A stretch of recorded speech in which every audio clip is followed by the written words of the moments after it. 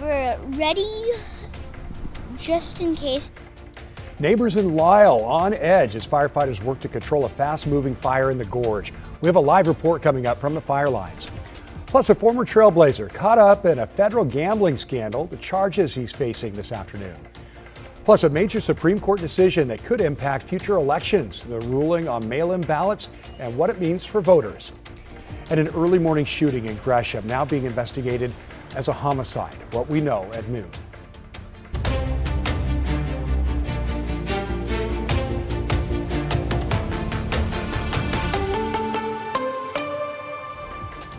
We had new information from the front lines of the Lyle Hill wildfire. Fire managers now estimate the fires burned 450 acres, not 1,500 acres as first estimated by fire personnel. Well, good afternoon and thanks for joining us on this Monday. I'm Tim Gordon. Libby Dowsett is live in Lyle. And Libby, what can you tell us as crews estimate the size of the fire? Well, Tim, they say it's pretty hard to make an estimate when a fire first starts and there's a ton of smoke.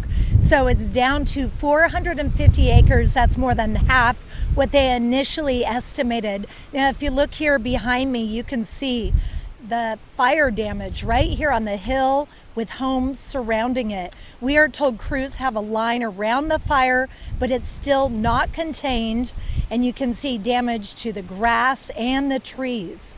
And since the fire is still burning and there are such high winds today, incredibly high winds, fire managers are keeping the evacuations in place.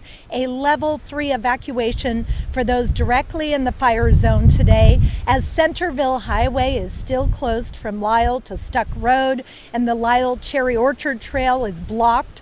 Again, level 3 means residents in this area need to be out of their homes and off their property. Columbia High School remains an evacuation site for folks who need a place to stay in White Salmon. There's also a level 2 evacuation, meaning be set to go for some of the homes in the lower elevations of the hill since the fire is still burning. Grass does go out quickly, but there is a lot of timber, oak, and Doug fir litter within the fire footprint, and that will burn for several days. A log or a stump or a tree burning near the line that blows embers across that line that will create a spot fire.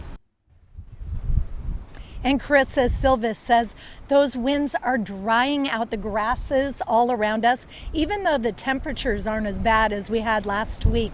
She says now is the time for people to be extra careful, especially right before 4th of July. It's a dangerous time, and these winds, I can't tell you, Tim, how high they are today. They feel high anyway. Yeah, for sure. Back to you. We can see it blowing right there. Thanks, Libby, for that report. Now let's kick things over to meteorologist Rod Hill, who's tracking strong winds in the gorge that really could impact firefighters. Rod, yeah. You know they tend to kick up in the afternoon, but it's already blowing, right? Yeah, I mean, they were blowing at 25, consistently gusting this morning. The forecast this afternoon still calls for about 40-mile-per-hour gusts. Nothing unusual, but to Libby's point, you feel the wind moving. You know, I hope I'm not misstating, but just kind of listening to her report, there sounds like there's a lot of positive news and what the fire crews have accomplished already around this fire. Fingers crossed, let's hope that's correct. I do want to point out the wind direction is coming from the west, which means Mother Nature would be blowing everything off to the east, and the towns of Centerville and Wishram only about 12 miles east of where this fire is burning. This fire is right in this footprint of some forest, but a lot of grassland. Again, we're on the Washington side of the gorge and have not seen any reports of anything moving to the south, which is where the Dows are. But, you know, this is going to be monitored very closely for the next day or two, as Libby mentioned. There's the wind gust at the airport in the Dows, the closest reporting site, west at 43 miles per hour. So again, to Libby's point, they are humming. There you can see, this is again the live camera from the Dows. We're not really picking up any smoke in this area. Well, it doesn't look like there's any light rain, but the observation has some light moisture in it. 68 degrees. Portland, we are cloudy. Our temperature is holding in the low 60s right now. And if we don't get breaks in the cloud cover, we'll probably hold in the upper 60s for your afternoon. So a nice, comfortable day. We'll have more in your complete forecast coming up. Tim? Okay, Rod, thank you. And meanwhile, officials say there is no tsunami threat after a 5.5 magnitude earthquake struck off the Oregon coast this morning. It hit around 130 miles west of Coos Bay at about 4:35 this morning. The U.S. Geological Survey says the epicenter was about 6 miles deep, so that's good. It was quickly followed by a 0.9 and a 3.4 magnitude earthquakes. The National Tsunami Warning Center says a tsunami is not expected on the coasts of Oregon and Washington. New this afternoon, former Trailblazer Ed Davis is now facing federal gambling charges. Davis, along with former teammate Malik Beasley and 6 others, are named in the newly unsealed federal indictment.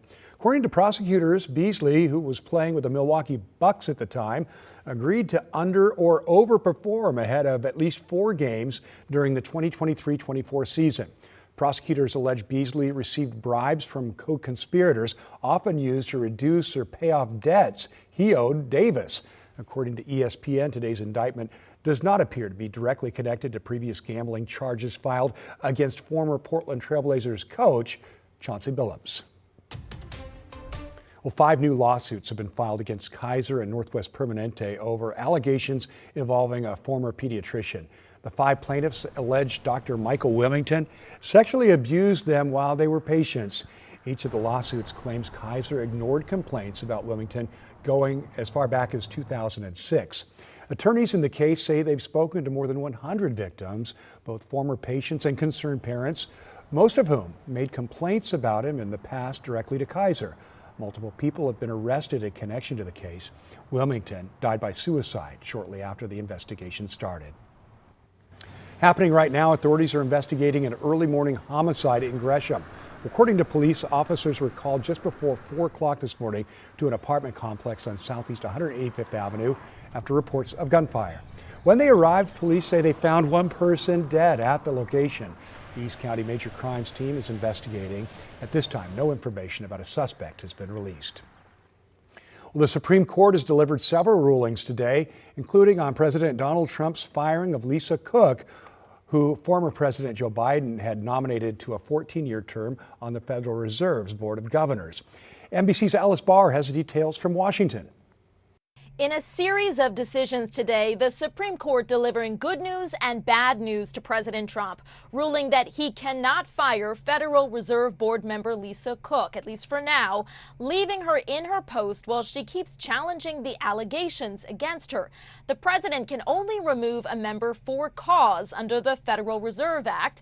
And when President Trump first tried to fire Cook, a Biden appointee, in August of last year, he accused her of mortgage fraud, which she strongly denies. Hanging over the case is President Trump's long-standing public pressure campaign to try to get the Fed to lower interest rates more rapidly, as well as his ability to exert control over bodies that are designed to be insulated from politics.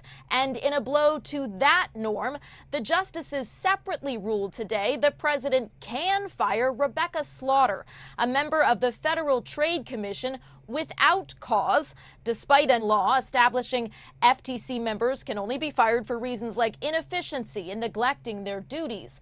That move raises questions for other independent federal agencies with similar restrictions on how people can be removed to guard from political pressure.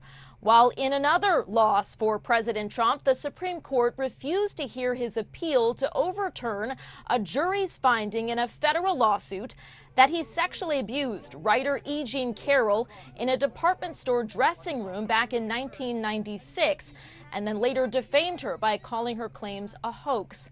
The justice's decision leaves the 2023 verdict in place, along with a civil judgment saying he has to pay her $5 million. President Trump fiercely denies the allegations. In Washington, Alice Barr, NBC News. Here's a look at some other national headlines this afternoon. Today, in a 5-4 ruling, justices also ruled that states can count late arriving mail-in ballots so long as they are postmarked by or on Election Day. The Trump administration and Republican National Committee led the challenge to the law in Mississippi. 2 conservative justices joined the 3 liberals on the court to uphold the law. Many states, including Washington and Oregon, count mail-in ballots received after Election Day so long as they were postmarked in time. Well, Comcast is moving a step closer to selling its media businesses. The company says it's spinning off its media arm into a new publicly traded company. It would include NBC Universal and the European broadcaster Sky. The move will require the green light from regulators, but Comcast is hoping to finish the process in about a year. Shares of Comcast surged more than 20% after that announcement. Comcast acquired NBC Universal about 15 years ago.